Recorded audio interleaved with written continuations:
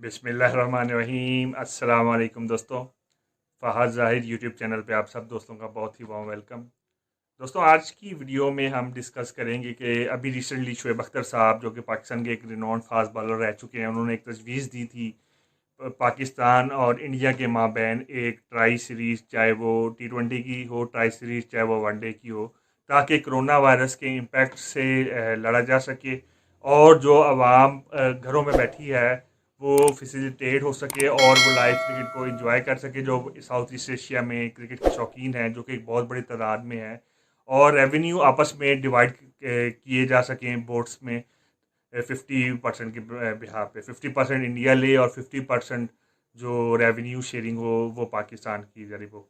तजवीज़ शुएब अख्तर साहब ने जो दी थी वो एक कमेंडेबल थी, अच्छी थी, लेकिन इसके कुछ ब्रॉडर प्रोस्पेक्टिव भी हैं, कुछ पॉजिटिव पहलू भी हैं, कुछ नेगेटिव पहलू भी हैं। तो आप आज हम इस वीडियो में इस तमाम पहलू पे और इंडिया के रिस्पांस के बारे में डिटेल से डिस्कशन करेंगे कि जनाब इंडिया ने क्या इस पर रिस्पांस दिया है, क्या वो रद्द-ए-अमल पॉजिटिव है या नेगेटिव है, या क्या ये इन हालात में तजवीज़ देनी जायज़ थी या नहीं थी। सबसे पहले हम शुएब अख्तर साहब की तजवीज़ से ही शुरू करते हैं कि जनाब मेरे ख्याल में ये इस वक्त ऐसा तजवीज़ देना कि ट्राई नेशन सीरीज़ हो, ये सीरीज़ हो, यानी कि दोनों मुल्कों के माबैन, चाहे वो T20 के मैचेस हों, चाहे वो वनडे के मैचेस हों, किसी भी सूरत में काबिल अमल नहीं है, क्योंकि उसकी वजह यह है कि पाकिस्तान के अंदर जो हालात हैं कोरोना वायरस की वजह से, तो ये अपने खिलाड़ियों को जमा करना, उनके साथ प्रैक्टिस करना, उसके लिए सीरीज़ के लिए प्रिपेयर करना किसी भी सूरत में पॉसिबल और एक अच्छी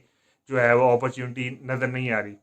दूसरी बात, जो एक और इम्पॉर्टेंट एस्पेक्ट है जो किसी सूरत में नज़रअंदाज नहीं हो रही, वो इंडिया का रिस्पॉन्स है। इंडिया का रिस्पॉन्स कभी भी पॉजिटिव नहीं आता।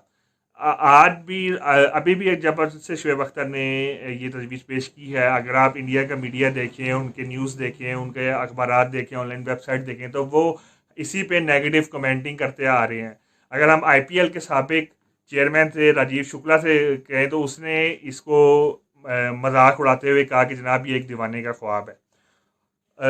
इस पे कपिल देव, जो उनके एक साबिक खिलाड़ी हैं, जो कि बड़ा एक नाम है, उन्होंने कहा कि जनाब ये पॉसिबिलिटी नहीं है, और जो रेवेन्यू शेयरिंग की बात जनाब शुएब अख्तर साहब ने की है वो किसी भी सूरत में नहीं है, क्योंकि हमें आपका रेवेन्यू नहीं चाहिए, हमारे पास बड़े पैसे हैं। तो जनाब कपिल देव साहब, आपके पास कौन से पैसे हैं? आप तो पहले ही जो है वो आपके 60-65 जो करोड़ बंदे हैं वो खतरे गुर्बत के नीचे है। आप फजूल में अपने देवियों देवताओं को खुश करने के लिए ऐसे फजूल बयान दे रहे हैं। आपको भी ग्राउंड रियलिटीज़ को समझना चाहिए और ग्राउंड रियलिटीज़ में अमल करना चाहिए।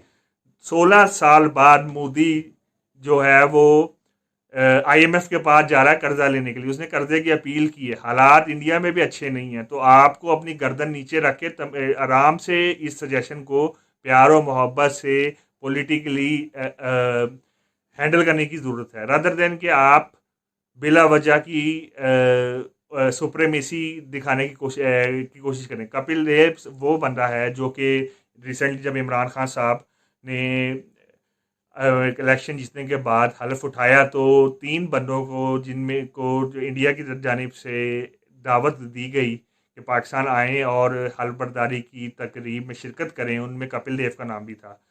नवजोत सिंह सिद्धू, कपिल देव और सुनील गावस्कर।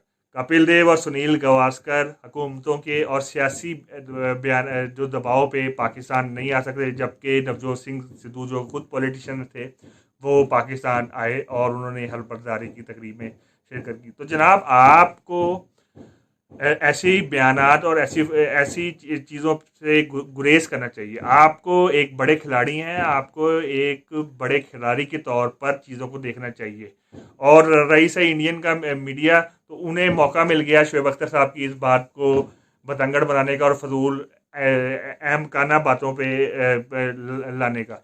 मीडिया जो इंडिया का था, वैसे ही वो थर्ड क्लास और थकड़ मीडिया, उन्हें कोई पूछता नहीं है, और वैसे ही वो कोरोना वायरस की वजह से दुनिया परेशान है। उन्हें एक नई चीज़ मिल गई इसको डिस्कस करने के लिए। तो शुएब अख्तर साहब को भी चाहिए कि तजवीज़ उन्हें दें, पहले आप बोर्ड को तजवीज़ दें। जब बोर्ड देखेगा तजवीज़ दें कि जनाब आया ये तजवीज़ काबिल अमल है कि नहीं है, अगर काबिल अमल है तो इस पर वो खुद रिएक्शन साबित करें। रादर देन कि आप अपने यूट्यूब चैनल पे इंडिया वालों की जो फैन फॉलोइंग है, पहले आपके पास सब्सक्राइबर बहुत ज़्यादा है इंडिया का, उन्हें बढ़ाने के लिए आप इस तरह की डायरेक्ट तजवीज़ देते हैं जिससे आपका अपना मजाक और हमारे मुल्क का भी मजाक बनाया जाए।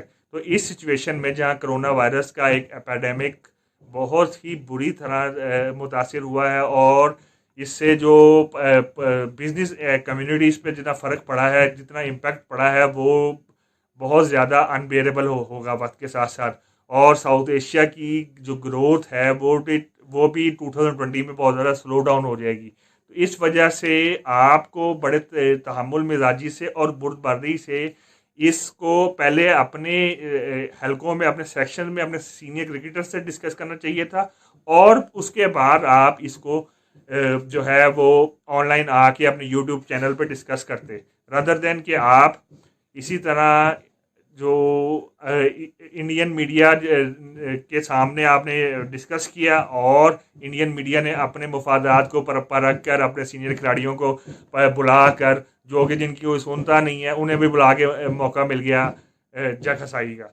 तो उम्मीद करते हैं कि आपको ये वीडियो पसंद आई होगी। काइंडली आप हमारे चैनल को लाइक कीजिए, शेयर कीजिए, सब्सक्राइब कीजिए और बेल आइकॉन पे ज़रूर क्लिक कीजिए ताकि इसी तरह की इंफॉर्मेटिव और अपडेटिव वीडियो आपको रेगुलर बेसिस पे मिलती रहें। आपका बहुत शुक्रिया। अल्लाह हाफिज़।